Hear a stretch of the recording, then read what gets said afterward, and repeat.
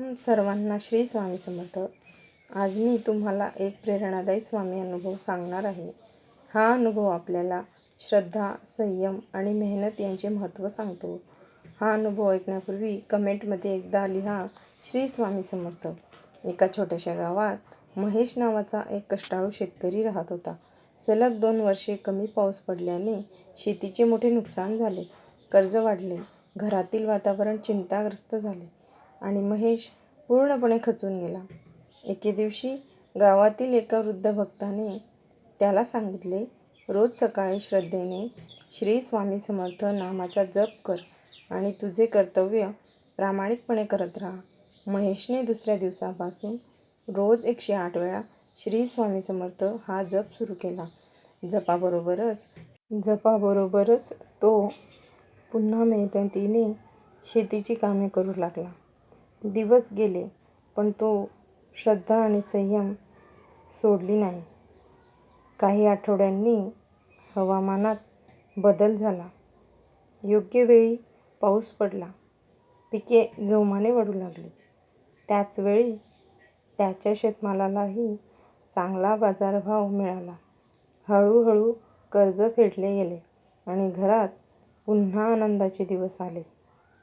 महेश प्रत्येकाला सांगू लागला, स्वामींनी माझे आयुष्य बदलले.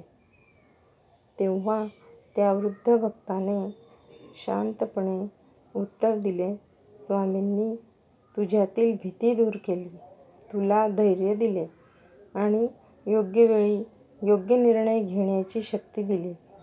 श्रद्धा आणि मेहनत एकत्र आली की मार्ग नक्की सापडतो. त्या दिवसापासून महेश रोज स्वामींचे स्मरण करू लागला. सुख असो किंवा दुःख, त्याच्या ओठांवर एकच मंत्र असायचा, श्री स्वामी समर्थ, श्री स्वामी समर्थ, श्री स्वामी समर्थ. सेवेकऱ्यांनो,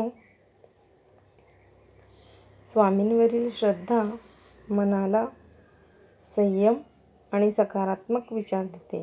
जीवनातील अडचणींवर मात करण्यासाठी श्रद्धेबरोबरच प्रामाणिक प्रयत्न